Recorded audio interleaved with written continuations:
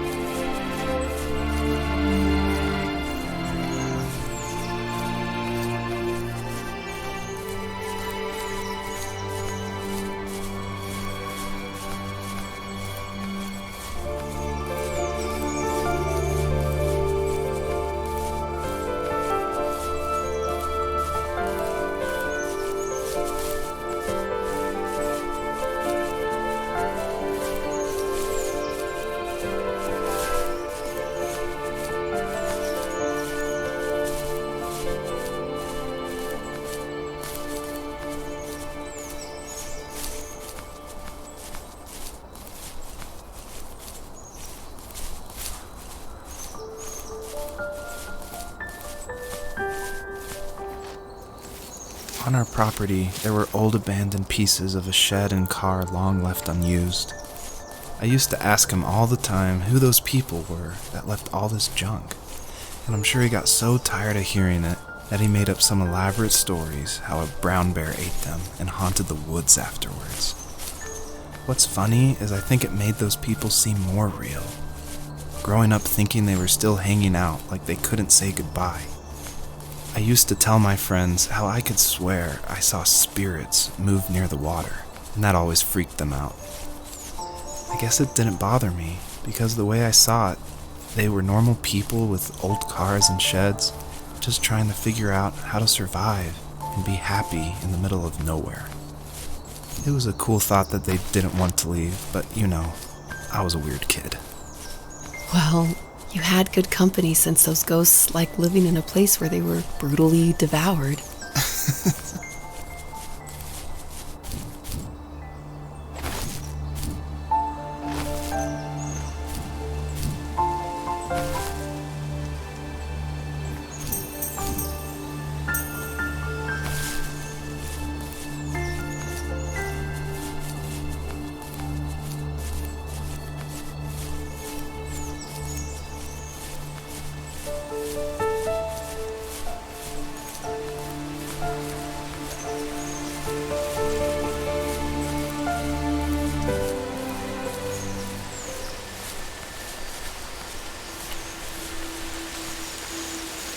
Even at my most distant, at the times when I detested him the most, he kept reaching out.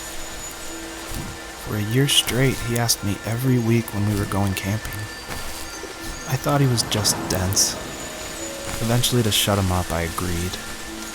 He carried out the worn lawn chairs from the garage and set up a cinder block campfire at the site we'd always used behind the house.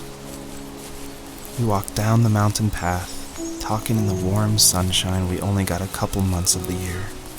Those 3 obsidian rocks shimmered alongside the shore, almost like sparklers pressed against a dark window. I'll never forget that wet stone on my feet, or how those massive mountains looked even bigger in the lake's reflection. I felt small, but grateful. As the sun set, my dad found something I hadn't seen for a long time. The tree where I'd made my first carving when I was 6. I hadn't even carved it. My dad had helped me, but I still called it my tree. Something about seeing my name there made me open up, and we talked about everything that night in that old camouflage tent. I told him how much I loved sketching and design, and how it would be a dream to study architecture in Seattle. I told him how I didn't get along with my friends much anymore, but that I didn't mind being alone. He told me he was there for me, and he joked that if all he had to do was write my name on a tree to finally get me to talk, he would have left me carved logs with novels on them in front of my room every morning. I don't know why it took me that long to realize it, but it was then I knew how much he had sacrificed for me. My dad built a lot of stuff in his free time. If he wasn't watching fly fishing or reading Tom Clancy novels, he was carving something. He made tons of birdhouses. Not that he was into bird watching, but I think he really missed working and adding on to the home. If he couldn't afford the time to build onto our own house, he would have to settle with watching birds move into their little homes. We kept an old mattress in the bed of that ugly yellow truck, so we would drive it deep into the woods and then watch the birds fly into their houses while the sun set. Usually it was accompanied by venison jerky or a cold Coke, but not a lot of talking, which is how we both liked it.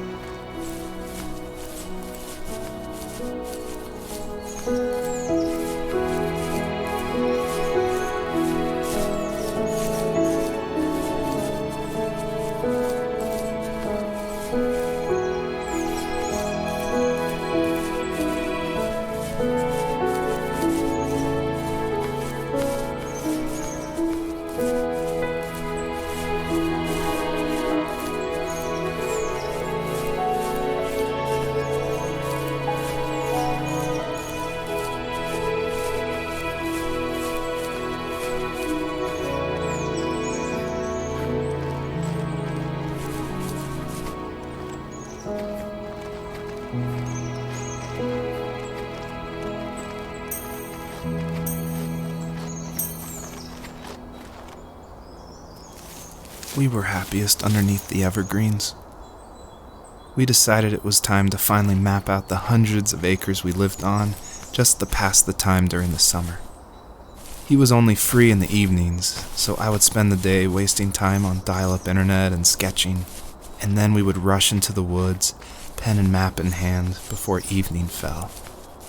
Sometimes, the aurora borealis would cast a cold green glow on the mountainside, and we would finish our route underneath a twilight sky.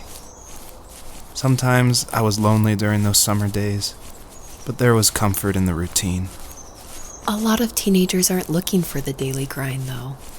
There's nothing wrong with wanting to get out, to leave your childhood home. You wanted to progress, to make something of yourself. Yeah, you're right. That house. I'm sure it's the same as how I left it. But then why does it feel so different? I doubt you're the only adult to have looked back and asked that question.